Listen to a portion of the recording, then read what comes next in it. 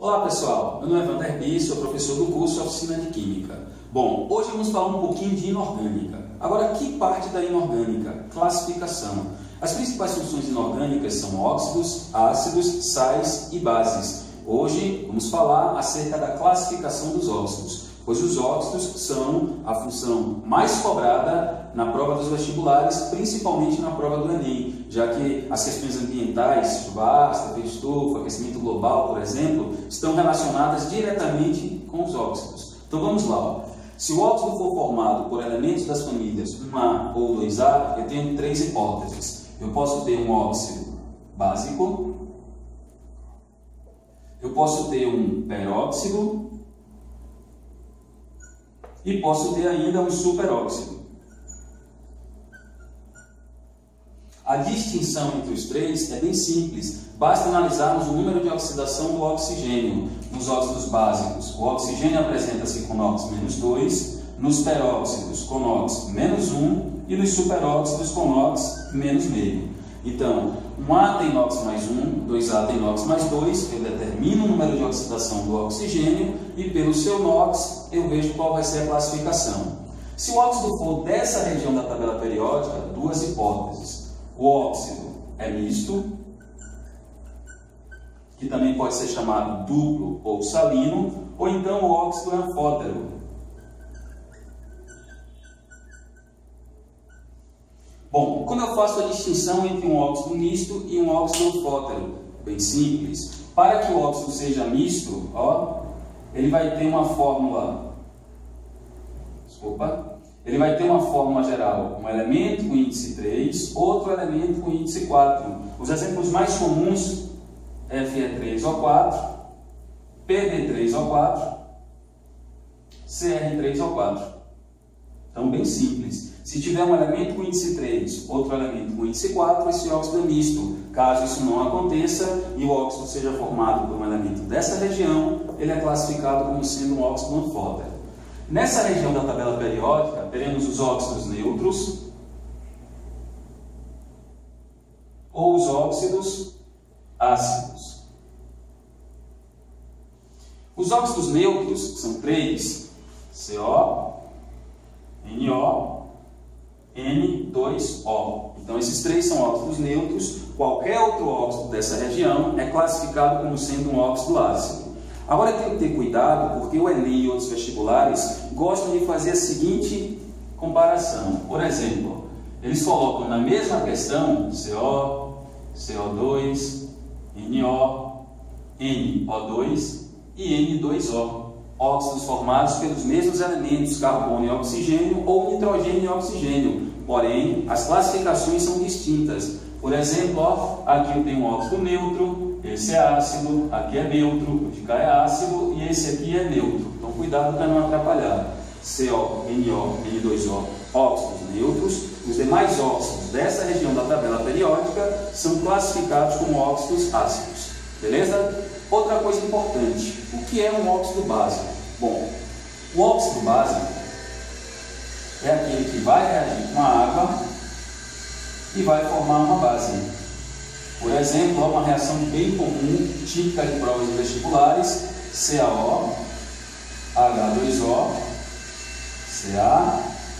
CaOH2. Aqui eu tenho uma cal viva ou cal virgem, e aqui eu tenho uma cal hidratada, cal extinta ou cal apagada. Uma dica para vocês: tudo que é fácil fazer texto tem maior probabilidade de virar questão de vestibular. Então é muito fácil fazer um texto que fale da cal viva se tornando a cal hidratada. Por exemplo, se você pega a cal viva, coloca em contato com a água, você vai produzir as suspensões utilizadas para pintar paredes, uma suspensão de cal hidratada. Não é isso? Então é bem importante esse tipo de reação. Bom, se os óxidos básicos são aqueles que reagem com água e produzem uma base, os óxidos ácidos fazem o mesmo. Óxidos ácidos reagem com água e vão produzir ácidos. Então é bem importante também essas reações, porque, por exemplo, ó, se eu tiver o CO2, o SO2 e o NO2, esses óxidos aqui, quando entrarem em contato com água, vão produzir ácidos, os quais vão ficar condensados nas nuvens, e quando essas massas de ar se chocarem, irão precipitar sob a forma de chuvas ácidas. Por exemplo, ó, os ácidos formados seriam ácido carbônico, que é um ácido fraco. Aqui, ó, seria o ácido sulfúrico e aqui seria o ácido nítrico.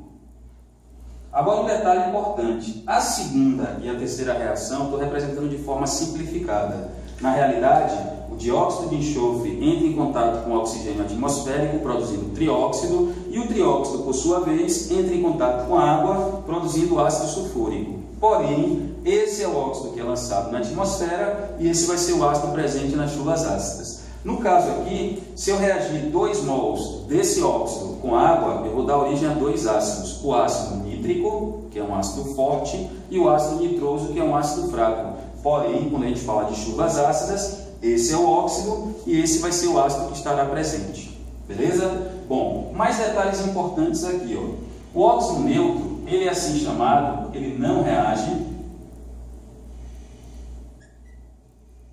com ácidos, bases e água. Peraí, se eles não reagem com esses três, eles não reagem com nada? Não é assim. Eles podem reagir com outros óxidos, podem reagir com compostos orgânicos, podem reagir com sais, mas com ácidos, bases e água, eles não reagem.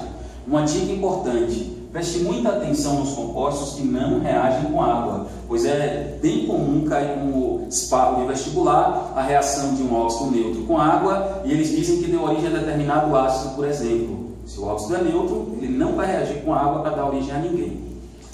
Outras reações importantes: os óxidos anfóteros, que também não reagem com água,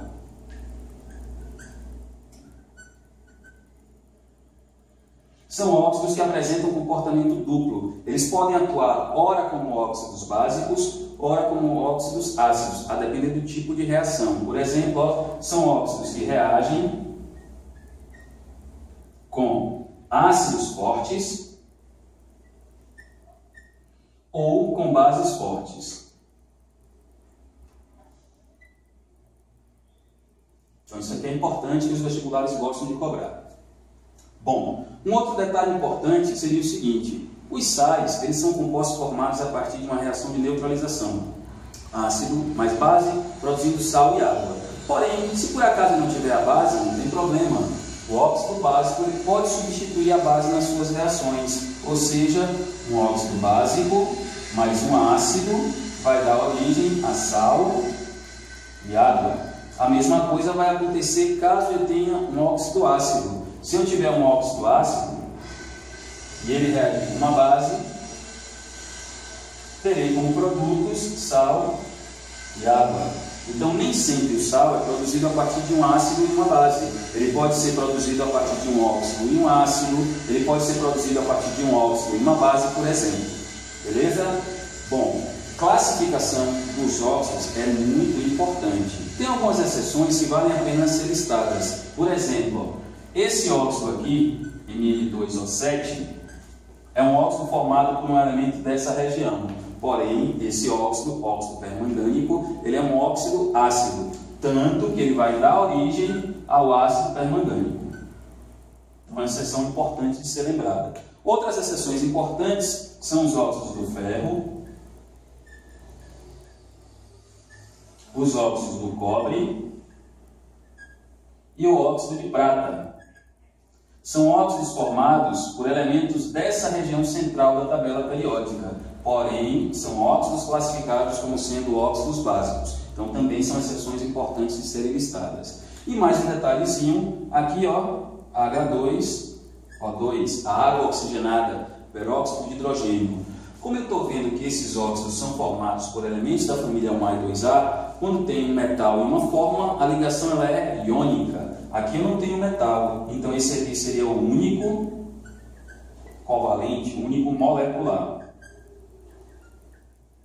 Então seria um óxido totalmente diferente para os elementos dessa região.